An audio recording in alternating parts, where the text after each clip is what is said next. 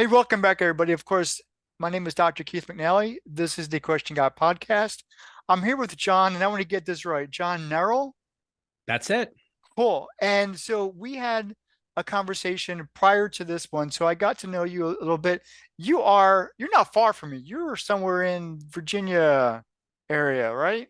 Yeah, I'm located in Vienna, Virginia, right outside of Washington, D.C. What is that? What is it? I've been up there. I don't live, well, I've used to teach up there. So I used to work for DeVry University and teach up there at Crystal City campus. Now, Okay. parking is hellacious. You gotta pay Uh, for parking, parking. parking, parking is salacious. Traffic is hellacious. And I used to live in New Jersey, and every time you went somewhere, you would say a half an hour. Every time I go somewhere around here, it's like it's an hour at least, just because you never know what the traffic is going to be like. I love that. And I grew up in Philly, so I knew we had some common denominators there. But I want Absolutely. to get to your personal story. And so the question is, and I know we got to start here. So something happened to you when you were young, and so this kind of brought up a whole gamut of growth for you. So Yeah. let's talk about that. I believe you were 10 years old when something happened. What I happened with was I was 10 years old. My mother sat me on her lap and she looked at me with tears in her eyes in all seriousness and she said, "John, if you ever go to bed with a woman before you're married, I hope you see my face instead of hers." Oh my God. Like, right. So Wait a so as second, everybody kind of you were shivers 10 and is years like, old? "Oh." I was 10. So the Oh, my mom circumstance never around said that that when I was, was 10. My mom never yeah. So said that. this was 1979. I just turned 54. Wow. And to give some context around it, so my older sister had come home and announced that she was pregnant. Oh, And to a staunch Catholic family in the late 1970s, that was not something that was supposed to happen. oh. So in the midst of everything that was going on, my mother says this to me. So Keith, you can imagine that 18 years later, when I sat down with my folks and I came out to them, my mother looked at me and said, "Do you remember?" And I went, "Uh huh." And she said, "I told you." And I said, "Uh huh." "Did that make you?" And I went, "Absolutely, it did." That was because perfect. because I diffuse some tension with humor. And Right. of course, we had to have conversations around no, that wasn't really the reason why and everything. But through that whole event, and more importantly, Keith, it was what happened after I came out to my folks, because we had a period of time where I was disowned. I didn't talk to really anybody in my family for almost 2 years. Is My that mother when you were got diagnosed. younger? When you were No, younger? this was in my, so 28. I was like 28 to 30, 31 in that kind of range. Okay. So I was out of the house. I was working. I was in a relationship at the time, and my whole familial circle was just essentially falling apart. And I was told I caused that. Who told you that? Pretty much everybody in my family told me that. Oh, okay. Right. Well, I could see So that if you were at least coming they from a were all on the Catholic same background. page, Yeah. right? If you're coming They from were a all on the Catholic same. background, yeah. Yeah. Yeah.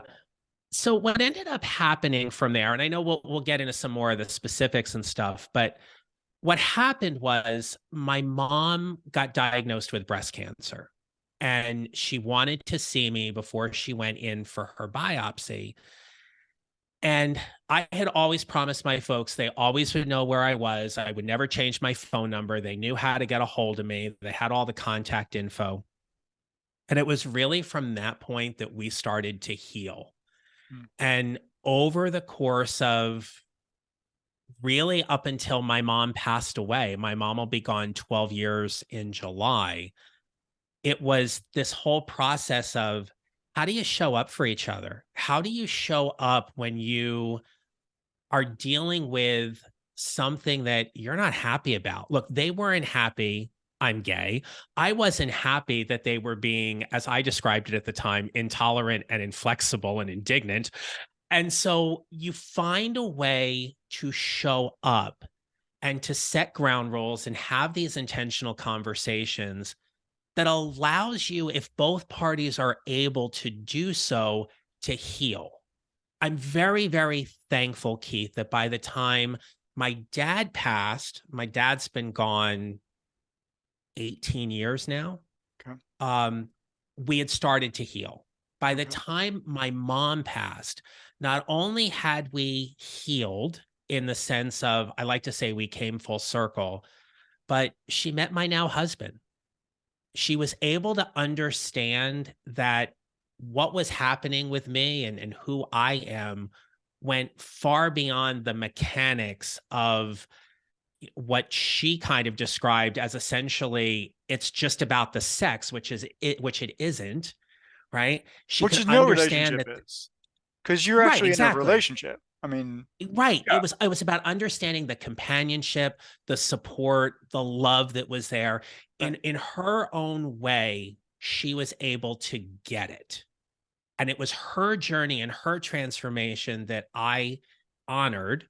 And I'm just very, very grateful that before she passed, we had some truly, truly, truly loving and special moments before that happened. So you gave us the beginning and you gave us the end. We have to come back to the middle. Yep. So can we do Yeah. that? Because in Yeah. order for you, when you said we healed or we were in the process of healing, and you talked, you metaphorically, you had to come to the table. Everybody had to come to the table as a mature adult Hmm. without, laying everything out, because there's going to be feelings, there's going to be ideas, there's going to be religious, whatever that is. Um, Everything's got to come out on the table, and you got to talk about it. So, can I ask, Sure. how did that conversation get started? That Well, first conversation. it got started in therapy. I had a really good therapist that helped me kind of frame a lot of this. But what we did was we ended up setting some ground rules or boundaries for what the conversation was going to look like. Okay. So, what that specifically was that if either one of us asked a question, it was not done to embarrass, shame, or hurt. It was done for information. Now, either party may not have liked the information that they gleaned from that question, Mhm. but it was about creating an air of respect and love that we could come to the table and have this conversation. That being said, Keith, everybody needed an out.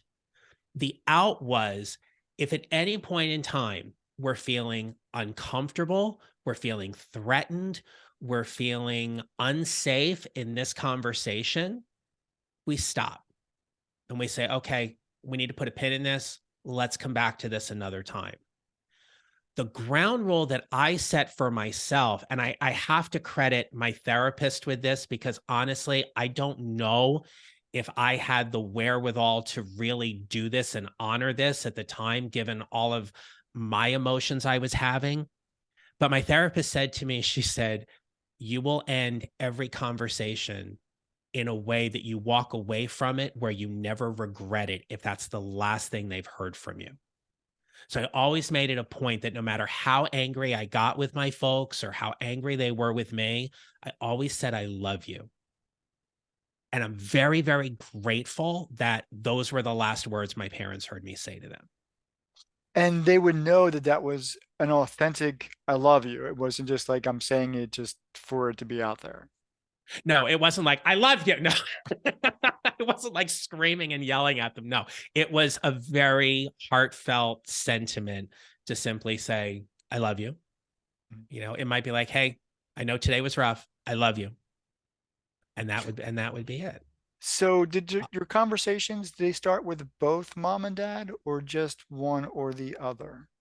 Because sometimes it's In the easier to kind of get it going with one of the parents. Okay, this is where the rights to the Lifetime movie kick in. So yes, so it started with my mom and dad, Okay, so at the same but time. at the same time. Okay. Right. We would sit around the kitchen table, we would sit on the porch, we would have this conversation. But it was always at their house. My mom was not comfortable with having any of these conversations out in public. Mhm. She felt like she needed to be in a safe space and control the environment and everything. And by the way, I just got to say, it just hit me. Today is my mom's birthday. My mom would have been 96. It's really kind of special in some way that we're having this conversation today because I look back on all of this. She and I used to joke, and I would say, this was the dark period. And she would say, no, this is when you were a bitch. And we would just kind of laugh and go from there. Because we diffused a lot with humor. But back to your question, Keith. So yes, it started off with my mom and dad first.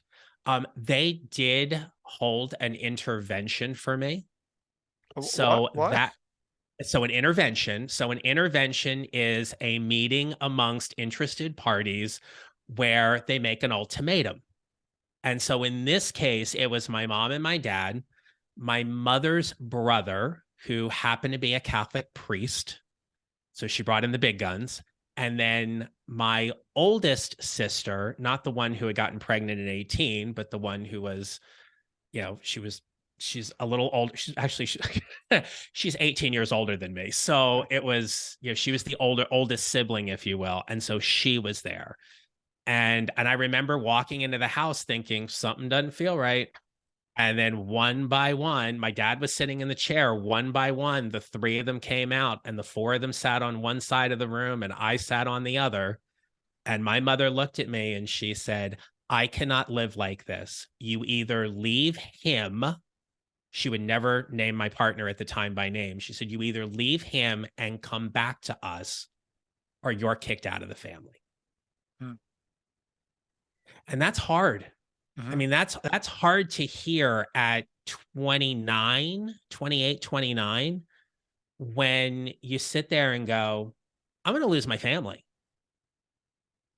And as much as I talked with them about this isn't something I chose, that I still believe in the sanctity of a relationship, being a committed monogamous relationship or the values that you raised me with, I still hold that to be true. It's just who I am with that you don't agree with. And she's like, nope, you're going to hell. And so either I'm not sacrificing my place in heaven because of you. So you either stop what you're doing and come back to us, or you're kicked out of the family. So I got kicked out of the family. For a short period of time, I hope. It was 22 months specifically. Yeah. Okay. And that's when my mom got diagnosed with cancer. And that's when things started to change. So when she was diagnosed and that became her reality, what became the next conversation with you? Because that changed her reality. If it wasn't Yes. for that, you would still be ostracized. Right. So that was really a Um, blessing. yes, absolutely. Her reality changed because she was faced with a mortality. She was Yeah. faced with her possible mortality about where, how aggressive was the cancer, how much it had spread and everything. She was scared. And one of the things that I remember being raised in, and one of the big tenets of the Catholic faith is you essentially clean up your house before you go. That's part of the blessing. So she was trying to like tie up all these loose ends that was happening, and she wanted to do whatever she could. And at that point, her thought was, if I can have a relationship with you in some way, where we talk, we see each other. It may not be what I want, but I can live with that. What was interesting in that conversation when I met with my mom and dad before my mom went into the hospital, I had broken up with my partner. So we were together about 3.5 years. The relationship had ended. And my mom looked at me, Keith, and she said, are you still with him? And I said, no. And with a really smug look on her face, she went, good. And I went, you don't get to do that. You don't get to gloat. You don't get to revel in my unhappiness. The relationships are hard. And when relationships end, you rely on people closest to you. I go, you weren't there for me because that was the dynamic that was created. Mm, So I need you to acknowledge that my friends, my family of choice were the people who got me through one of the most difficult times in my life. You don't have to agree with them, but I am going to expect that you respect them and you appreciate them for the fact that they were there for me when you couldn't be. And I followed it up with, and I said, look, I'm sorry you've got to go through this. I want you in my life. If you want me to be in your life, we will find a way to work this out. You're not going to abuse me. You're not going to shame me. You and I are going to act like two adults. And my dad was quietly sitting off to the side, taking it all in. Right. I say, we're going to act like two adults and we're going to do the work and figure this out. mhm. Are you willing to do that? And she said, I'll try. That was all I asked at that point. She gave me an opening Mhm. that then allowed us to start figuring out what our relationship was going to be like. So in all of that, I'm hearing, well, you haven't yet to re-mention that is your therapist still a part of this? And I don't mean that in a light because you are setting very clear adult boundaries in your Mhm. life with the people that are in your life, mom and dad inclusive here.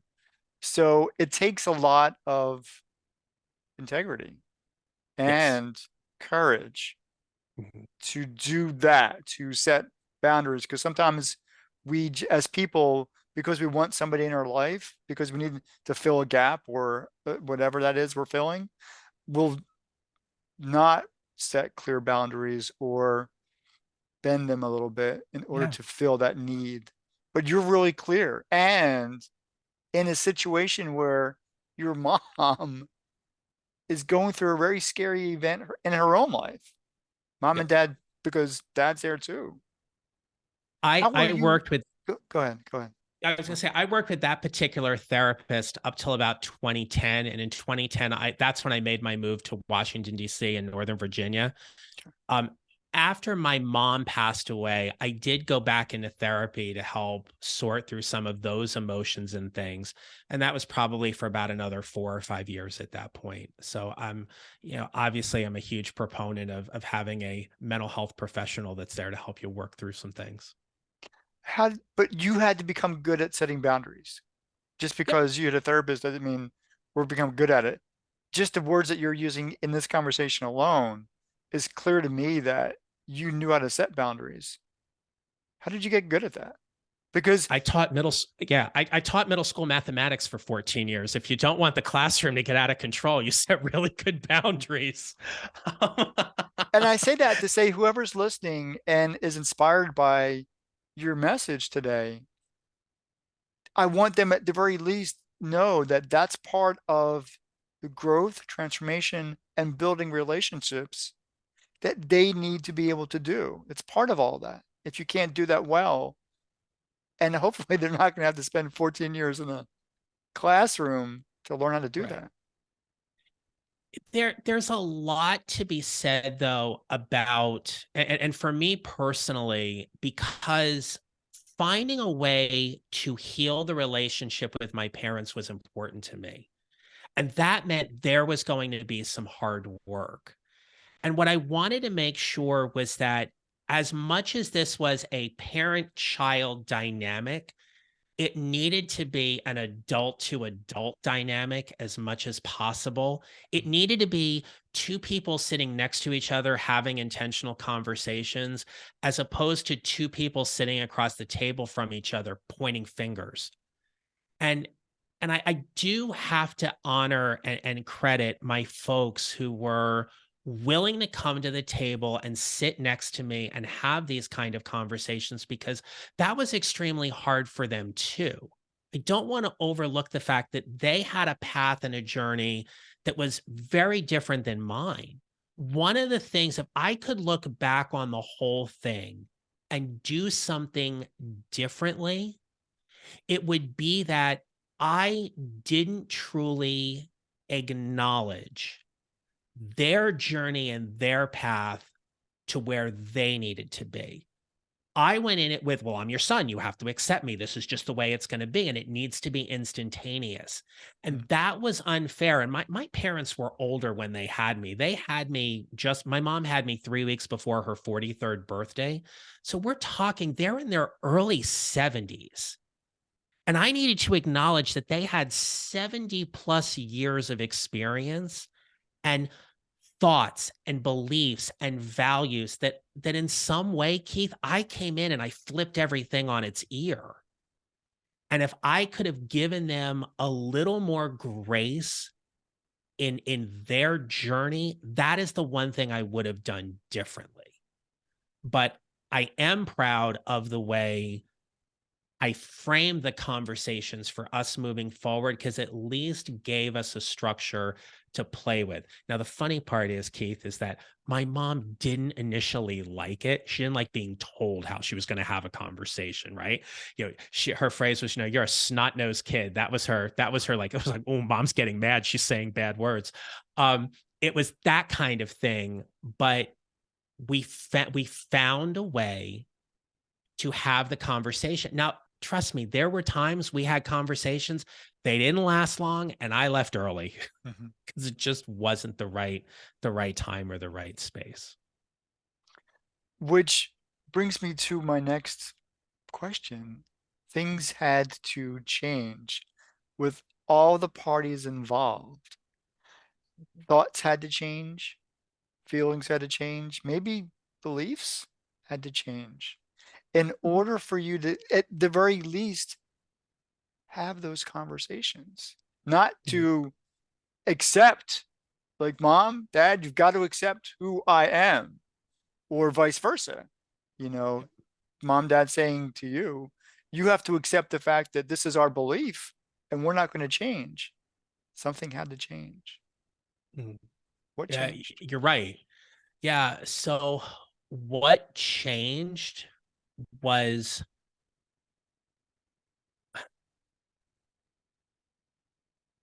I don't know if compromise is the right word, but it's the best word I can come up with in the moment. Okay. What changed was a willingness to compromise and see each other's side to find a way to have a relationship. What also changed, though, was when my dad passed away. My dad and my mom's two brothers all passed away within 18 months of each other. Wow. My mom dealt with a tremendous amount of loss. And after 55 years of marriage, my mom was alone for the first time in her life. She didn't have her husband, she didn't have her two brothers. And so my sister and I rallied around my mom, and also my brother-in-law as well. We really kind of rallied around mom to get her whatever she needed and things like that. And my mom, about 6 months after my dad passed, we'd gone out for the day. Like, our thing was to go to the Borgata in Atlantic City. That was, they say it's your happy place. It really was our happy place. We would go and have some great conversations there and stuff. And I remember bringing her home, and we were in her house, and she looked at me and she goes, I don't know how you do it. And I said, do what? And she goes, be alone. And I go, what do you mean? And she said, your father's been gone 6 months and it sucks. She goes, I can't imagine what it's been like for you to not have anybody in your life. And at that point, Keith, I thought, oh my gosh, what do I say now? And I looked at her and I said, mom, I get it that you don't agree, that you think homosexuality is against your religion and everything. I go, I get that. I go, but if you take that part away and you think about going through this world and this life and having somebody to share it with, the good times and the bad, why wouldn't I want the same thing as you? And she looked at me and she goes, okay. That was the thing that changed. And from that point on, for her, she wasn't like, for both of us, I can't say it was just her, but like for both of us, we didn't want to lose each other again. Like we were in it.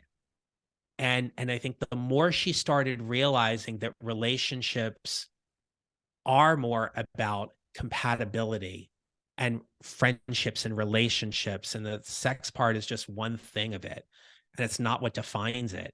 um that's what changed. I will always, always, always be grateful for that moment.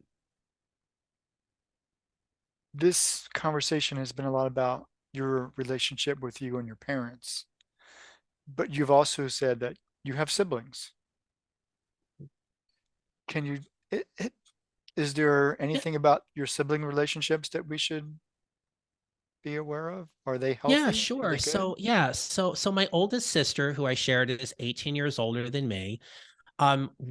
We're still in touch. I mean, sadly, because of the pandemic, we haven't been able to get together much with holidays and things like that. But we still stay in contact a little bit. Admittedly, there's a huge age difference there. Oh But yeah. she's still a part of my life. We still keep in touch. My other sister, the one who came home and announced that she was pregnant and And I was going to everything. bring that back only because Yeah, it no, was no, that was the it's catalyst for okay. all of this. The sweet part about it is like everybody always asks, like when I tell the story or when I share about it, they always ask what happened to her. And the thing is that um, my sister went through, I'm just going to call it, she went through hell when she announced she was pregnant and everything that happened afterward. I will always believe that my sister did whatever was best for her, her husband, and her family to protect themselves. What happened with that was there was a complete and total separation between my sister and my parents. And it actually severed my family in the process. For my relationship with her, the only time I had seen my sister was one occasion outside of both of our parents' funerals. And so we do not keep in touch. There's no communication, nothing like that.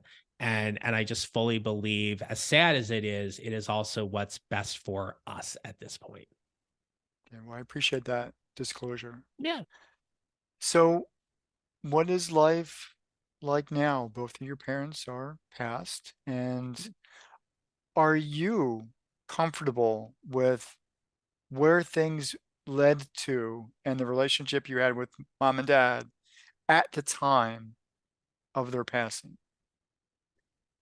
So the answer to that is yes. And absolutely it is, because we did the work. We did the work in the time we had. I never said anything to them that I honestly regret. And both of my parents passed away very suddenly. My dad had a coronary event. My mom had a brain aneurysm. It was like everything was fine, and then boom, they were gone. Wow. So when that happens, I took a step back and I was like, wow, I'm really glad things were in a much better spot when they passed. So what's life like for me now? I'm happily married. My husband and I will be celebrating 7 years of marriage in a few months. We've been together for 15 years in August. As I shared earlier, I'm very thankful that my mom got to meet my husband, Richard. And one of the things my mom said to me when she met Richard for the very, very first time, she said, I can see why you two like each other. I have a feeling you're going to be friends for a very long time. And that was her blessing.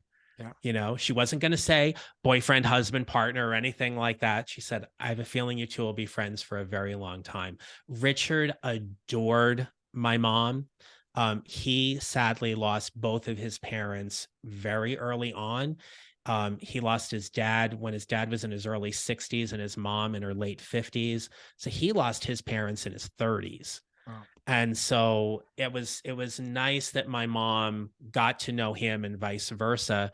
And yeah, we're both working really hard. He's a federal employee. I've got my own coaching practice and business, and we have a 21-pound rescue cat named Amy Farrah Meowler because of our love of the Big Bang Theory. And we're just very blessed. We're very grateful. I Yeah. love it. I love it. That's good. So, with the limited time we have left, anybody who's listening to this, or that you would want to listen to this, who is kind of stuck with that, how do I tell mom and dad? What would be your, what would you tell them? How do you tell mom and dad? How do you break the Yeah. ice? Well, so this is really the part, Keith, where our worlds collide in some ways. You talk so much about walking the path and our own journeys to deal with, and I talk so much about what it means to show up. And I define showing up in terms of 6 key strategies. And so when you think about how you're going to have this conversation, the way that I develop these show up 6 strategies are in part because of both the personal story and transformation I just shared with you, but also the professional side of things as well. Those 6 strategies are setting ground rules, having intentional conversations, owning where you are, welcoming new opportunities, using your genius, protecting and promoting your brand. And for anybody who's watching or listening to this and they're thinking, I think I'm ready to come out, or I think I'm ready to tell people, or I'm going to have this conversation with my parents, what I would offer them is to be very clear about your intention, be very clear about how you set up safety for everybody who's going to have that conversation, not just for you, but for them. Like, for example, if you think your parents are going to freak out, probably not the best place to do it is at a restaurant. So you want to create that kind of safety in there, but then also have your support network in place as well. Let people know that you're going to do this. Make sure that you are setting structures in place to follow up afterwards. And the other thing is that everybody's journey is their own. It's not our place to say, everybody should come out or everybody shouldn't, like whatever. Like it's everybody's own journey and what to deal with and how to handle and process that. So be very, very clear about your intentions, know why it's important for you to do that, and put safety measures in place to have a very open, loving, hopefully supportive conversation. And the other thing I'll offer is never say anything you'd regret. Good. How can people find you? Um, I want to put that stuff in the description. So, Yeah. So thank you for that. So I help in my day job, if you will. So I primarily work with mid-career professionals and I help them show up to find a job they love or love the job they have. The best place for people to find me is on my website at johnneral.com. You can certainly find me on LinkedIn at John Neral. You can find me on Instagram and Facebook at John Neral Coaching. And if you're looking for a podcast to help you with career advice and leadership tips, then I certainly invite everyone to check out the Mid Career GPS podcast. John, thank you so much. This has been Keith, another. thank you.